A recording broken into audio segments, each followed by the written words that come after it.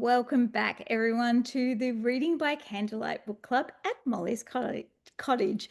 I'm here with Kimberley Allsopp, author of Rise and Shine, which features in the November General Fiction book box. Welcome, Kimberley. Oh, thank you so much for having me. I am so excited. I mean, the book boxes are gorgeous, and I was so happy to be part of that. But also, it's just lovely to chat to you. Thank you. Now, readers, if this is your first time meeting Kimberley, here's a little background. Kimberley lives in Brisbane with her partner and two daughters and has worked in book selling and publishing for almost 2 decades. She looks a bit young for that, but It's the very upsetting, actually, when you say that out loud. But yeah. she works for one of Australia's largest publishing houses as their senior campaign manager. But after years of working on the inside of publishing, Kimberley wrote a novel of her own. Her debut, Love and Other Puzzles, was published in 2022, and Rise and Shine, her second novel, was published in June 2025. Now, Molly chose this book specifically for the book box because she knows what her readers love and also because it has the most gorgeous cover. It does. That cover is beautiful. I love it so much. Yes, it is. And it kind of gives you the vibe of what's going on inside it without giving it away. But for listeners who haven't picked it up yet, Kimberly, how would you describe Rise and Shine without the spoilers? Yes, I mean it's a hard one not to give spoilers for, even though it starts at the end in a way. Rise and Shine is about August and Noah, who have been together since university, and now they're in their, I want to say, mid to late 30s. Um, they both wanted to be these people when they were 20, that they are slowly realizing, thanks to circumstances around them, that they are not. And in fact, they've forgotten to be those people. August was painting when she was at uni, and she knew that it wasn't going to be something that necessarily brought money in. I'm sure we all have those side hustles. They're normally creative and they're amazing, and they're what fulfills us outside of work and family. And then she's realized that she hasn't painted in ages. She runs her own small business, which is a bakery, and takes up a huge amount of time. But she misses that part of herself, and she doesn't know how she's going to get it back.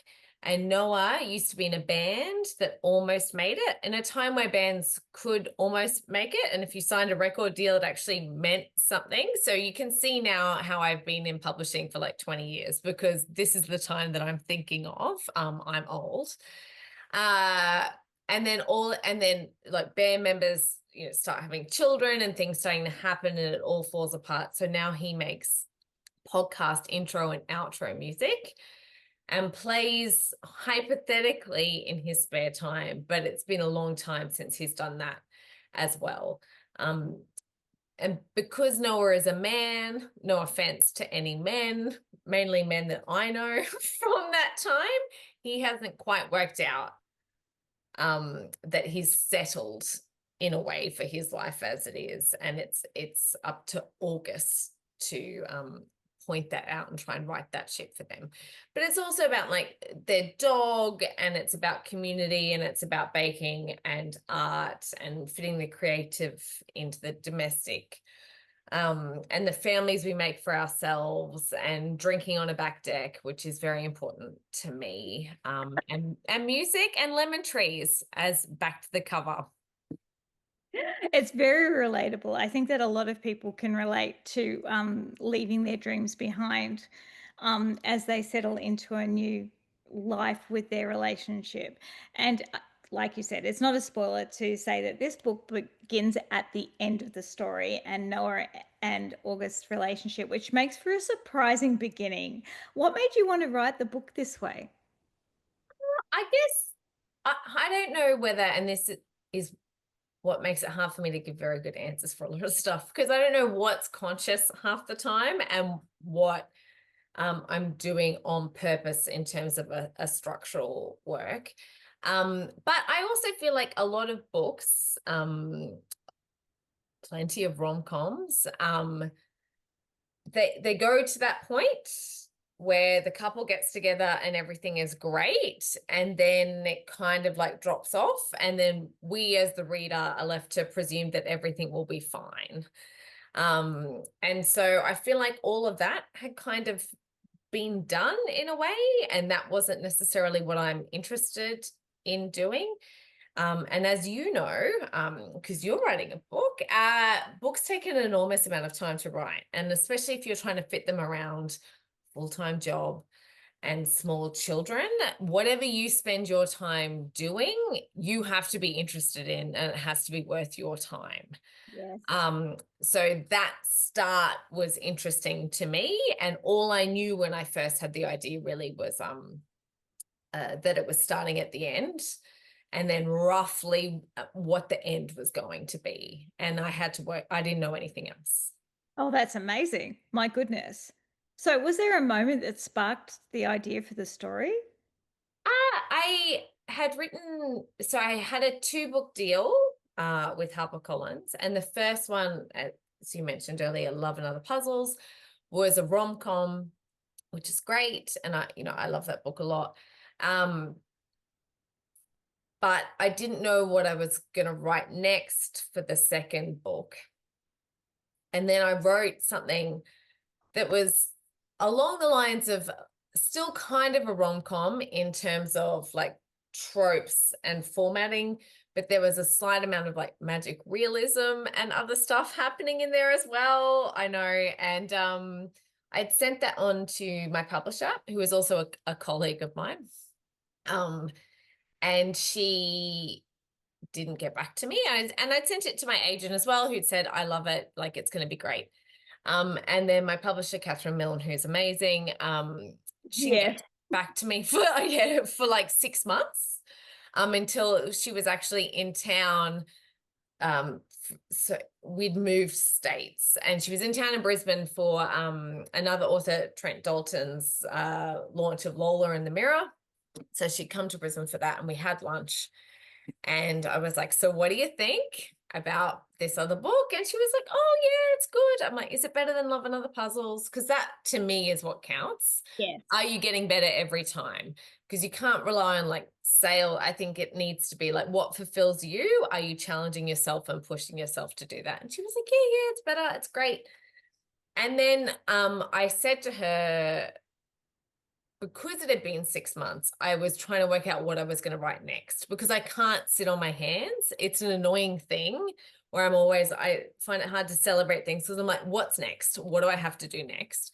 And it had been so long that I had like a couple of rough ideas that were more in the rom-com space again. And then I also had this idea, and I didn't know quite where it had come to me, where I wanted to explore the end of a marriage and people getting divorced, and they weren't getting divorced because somebody had cheated, or somebody who didn't want children now decided that they did, and there was a resentment there or something like that. I wanted a divorce where both people were good people, and I wanted to see how that would affect the community around them. Much like as you were feel like when celebrities that we don't even really know, when their marriages break up, we are oddly like affected by that. And I Yes. wanted to see it's bizarre that, and that's kind of, I guess, more of a parasocial relationship, but even celebrities we don't even really like care about, we just know of. But yeah, so I wanted to see how that would work within the community and in Brisbane in particular, because I love Brisbane dearly. And Catherine and I spent most of the lunch talking about that. And then I went home. Sorry. And then we were staying at my parents' at the time with 2 small children. We were waiting for our house to be ready in like it's a very open plan house. It was a lot.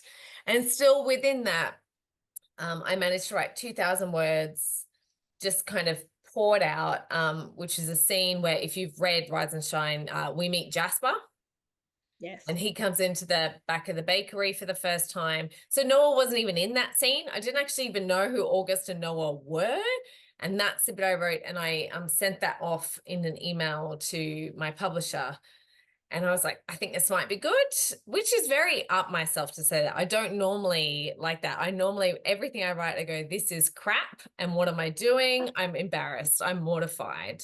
That's why I can't read stuff back. It's like listening to your own voice back.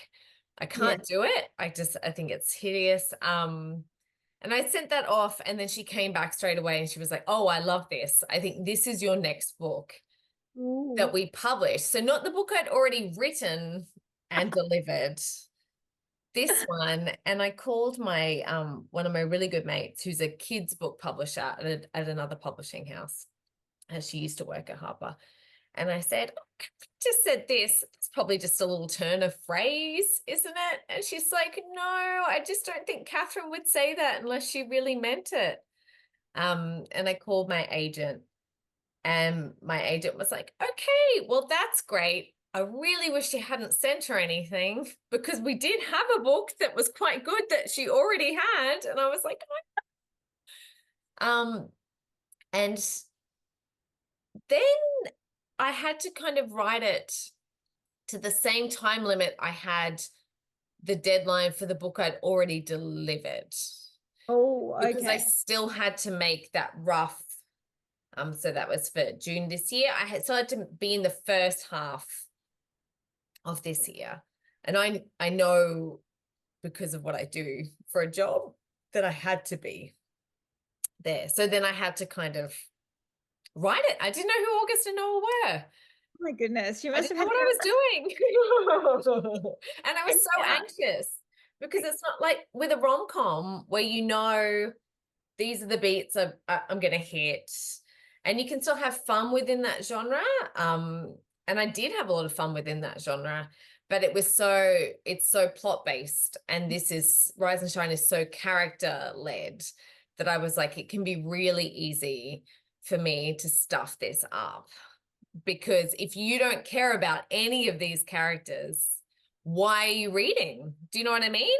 There's no Yes. there's no huge explosion, there's no bodies turning up. Like, you don't need to find out who done it. You just need to care about August and Noah enough to work out how it's going to end.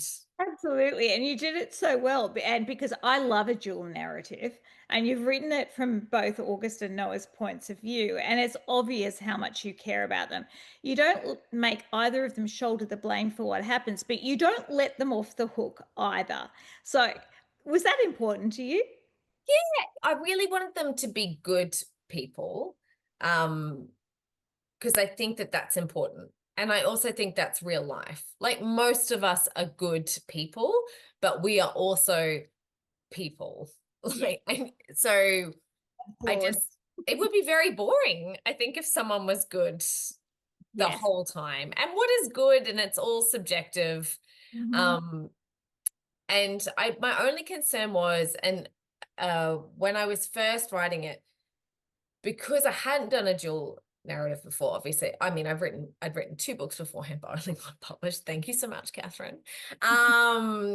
That it would be very easy, I felt, for August to kind of come off as a nag, Yes. just because, especially in a domestic setting, and I say this being me, in a long-term relationship. My partner has still not read the book, so he thinks we're fine. um, I we do I tend to do most of the stuff in terms of like cooking and cleaning, or actually not so much cooking. Pete does that. I'm useless at that. But the cleaning and the life admin stuff Yes. tends to fall there. And I thought it would be a similar thing with August, and that's what she's getting frustrated by. And I feel like, and because Noah is such a well-meaning guy, he's just complacent with himself, and he's not noticing anything. He's also the kind of person that doesn't notice, like, when something needs to be vacuumed, and that there are dishes there, and that there's like no milk in the fridge, and that. Oh, the milk. The milk is so Oh my important. gosh. And I'm very aware of how much milk I have in my fridge right now. And so you can see those things in there. At one point, I think there was an editorial comment that was like, "Haven't we had enough of the milk?" And I'm like, the milk says everything to me about a relationship and how that is going. But yes, so I realized that could come off as her being harsh, because that's probably what I sound like And also because I really didn't want to make Noah the bad guy. It was a difficult balance not to take sides. And I've heard from some people from an amazing other book club, and I did a chat with them, and they were coming into the comments and they were like, oh, we hate Noah's such a loser, and like, why does she put up with him and stuff? And I was like, I love Noah. Like, he's a man. It's not like ideal, but I love him. He's like one of those nice, clueless guys who just thinks everything's lovely until their partner goes, no, it's not. No, it's not. And they just don't even realize stuff. And it doesn't mean that they're not nice, but it is also infuriating. And I can see that from August's point of view at the same time. But yeah, I wanted them to be good, but they just can't be like that good. That's boring. I Yeah, don't. I agree. And I feel that the story is very grounded in real modern life and they still love each other, but they've just lost their way as a couple and they've left their dreams behind. And what did you want or hope that readers took away from the story? Look, I think hope is important. So even you saying that in the question, and I don't know whether I'd realized the first time that I had written the first draft that I had put so much hope in there, but I think we need hope. Mhm. And I knew that without any spoilers, I knew however it ended, they would both be in a better place as themselves and for themselves, no matter anything else that had kind of gone on with there. And I think that that's the hope that we all need, that things can get better if we work towards them, and that there are good people out there in the world, and you can make your own hope. And so I guess that's a very like very sweet way of saying it. Obviously, I just also want people to like laugh and love them as much as what I do. I know because your writing balances humor and heartache so well. Is it easy for you to find that tone? Like, is this instinctive or do you work at it in edits? No, it's just what comes out. I would like I just like I can't control it in a way. I mean, bless my editors, they're amazing. Maddie and Kathy did this one and they're excellent. I have run-on sentences and they learnt that they just need to leave that in because that's my voice and that's the rhythm and the tone that's happening. But that's just kind of what's evolved with time. I feel like people that construct stuff, and a lot of amazing authors, especially in the crime genre, will go through and see the books that they love lined up, and they'll go through and they'll do like a line by line. This is how I have to do this beat, and how does that make a paragraph, and how does that make a chapter? And that's how they do it. And that to me just feels like homework, and I just can't do it that way.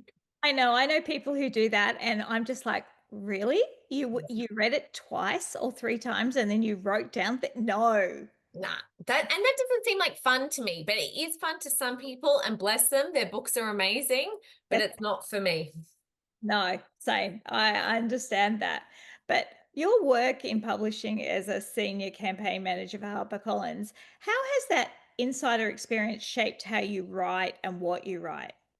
I don't know whether it's shaped necessarily what I write because I just write what's interesting. I think if I was hoping to write to make lots of money and sell lots of books, I would probably be writing in that crime genre, which is a genre I read a lot in, or romantasy at the moment. But it's not what I'm, oh, actually, crime is what I'm interested in. But this is just, I can't control the book necessarily. And that sounds very like woo woo, but I feel like the book that I'm writing is the book that I'm writing.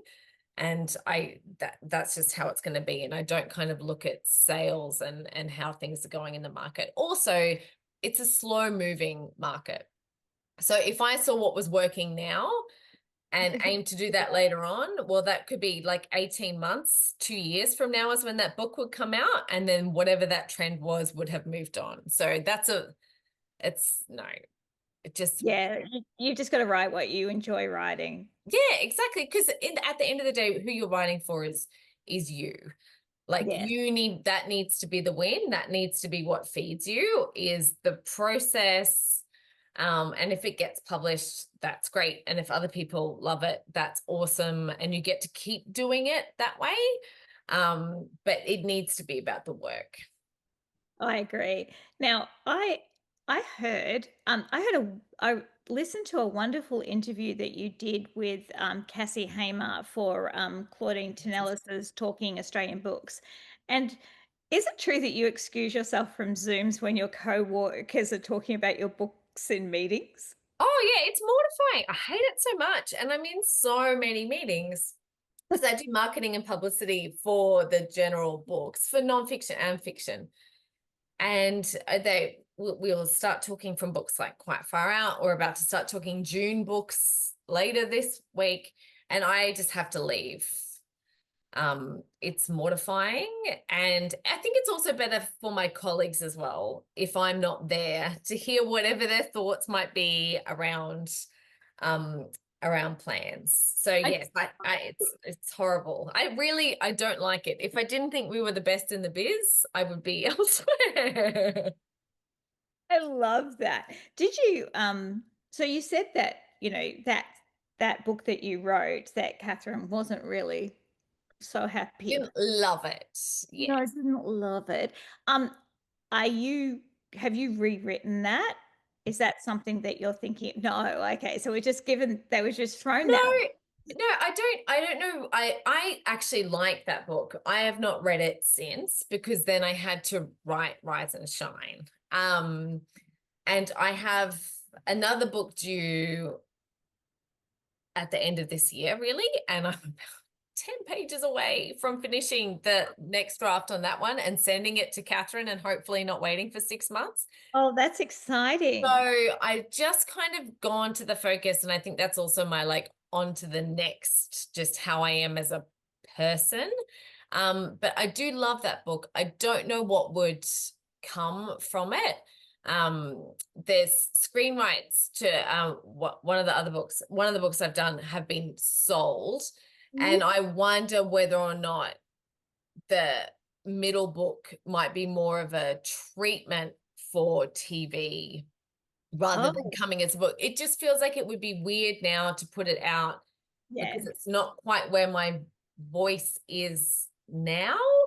And I feel like it might confuse people who have read Rise and Shine and then the next book after The Kiss to then go back to that one. But I still love it. It's a weird situation. That's exciting that you have a book that's under for screen production. My goodness. Yeah, it's weird. It will be great if it gets made. As you will know, these things Yes. um take a long time for anything to happen. They do. But But I'm you've very hopeful. but you've got a better chance when it's modern. It's not historical. Because they don't Oh have yeah, well, because it doesn't cost as much to make. exactly right. I think that, you've always got a really good chance. Now, what interests me is that I feel that your books kind of cross genres. I think that,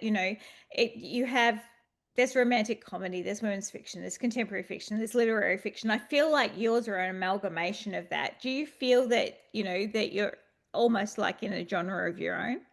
I feel like so I often do, especially one with Rise and Shine. Mm. And I guess probably with the new one after The Kiss as well.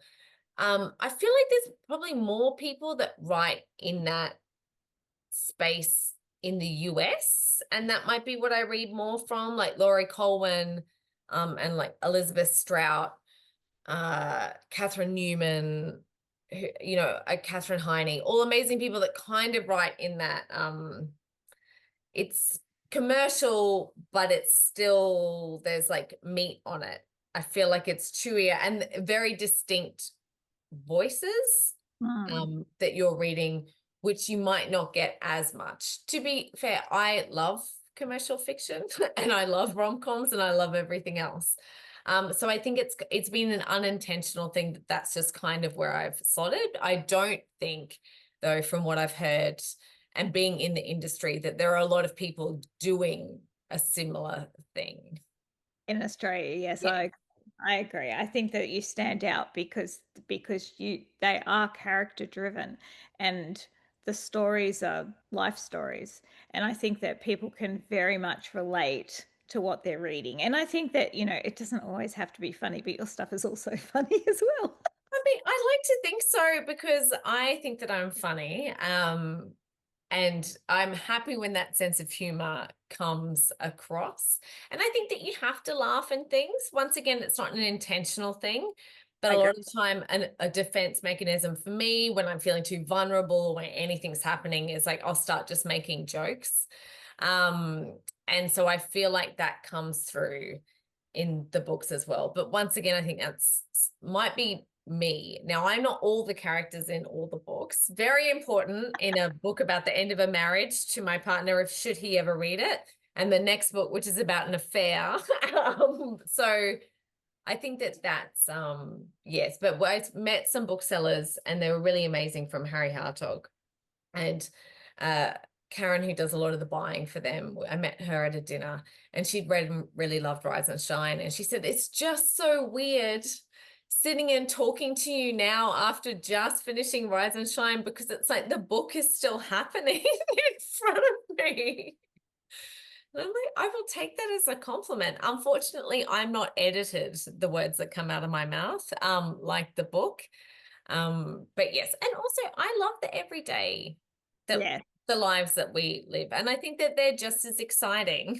Hopefully they don't have, the bodies and explosions and everything that happens. And hopefully everyone's businesses stay upright, unlike some of the stuff that happens in the book. But I think that the everyday is really beautiful. Like I've moved to the suburbs because I have children and I used to always think that was giving up. And I'm like, I love it. Yes. I love that the mowers come out as soon as it stops raining. I love that I know everyone's gardens and Barry across the road comes out. And I think a lot of us are like that with that community. Yeah, just the everyday stories that lift you up and warm your heart are special. I mean, they should be celebrated. Yes, I mean, they're our lives and our lives are important. That's right. Now, is there a book that made you cry recently? I just finished Heart the Lover Ooh. by Lily King. So her previous book that I read was Writers and Lovers, but Heart the Lover is about kind of a college relationship, the first half. And then the second half is them in middle age looking back on it. So it kind of just cuts in the middle, and I can't say anything else about it without wrecking it. But I read it over 2 nights while I was on tour, and I'm kind of in the middle of a tour now. So I'm exhausted anyway with the flying around, but I was just like, especially the last half, just bawling. Because you're on the Trent Dalton tour at the moment, aren't you? Yes, I am Trent's publicist, which is great. He's a very lovely man. If you have to spend 2 months traveling around with someone, may they be as great as Trent. He is so lovely. I've met him on a couple of occasions just going to his events, and he always tells me that his wife's name's Fiona, and I, Yes. I go, His wife is amazing as well. She's a very patient and wonderful woman. Fee is great. oh, he is lovely. Now, is there a rom-com movie that you never get tired of watching? There are a couple. So I love You've Got Mail. Oh, Probably yes. one of my favorite movies ever. It's my comfort if I'm sick or not happy and my children are in bed so I can actually watch the television. And before I had children, when I could actually be sick in bed and not have to do anything, I would always put track pants on and then that movie. And then When Harry Met Sally as well. Just because the dialogue in that is amazing and I love amazing dialogue. And it's New York, and anything Nora Ephron touches, which is both those movies, is gold. Yes, I agree. They're fabulous. And so your third novel, you said it's called After the Kiss. Yes. Yeah. And when might we be reading that? It is hopefully April in 2027, which feels like a very long time away, but actually it's not that long. And that's why I'm working on it now. So it's about two couples.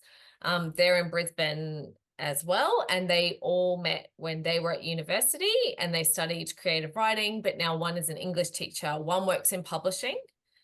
One is in finance, and then his younger wife doesn't really work, and they've got kids each. And then there is an affair that starts happening, and it's about the fallout of that. And one of them becomes very popular thanks to the romantasy genre, and there's resentment, and there's all that marriage stuff, and of course there's publishing in there, and of course there's trying to be creative in a domestic setting when you have everything else going on. So I'm very excited about it, but once again I'm also terrified because everyone might hate it.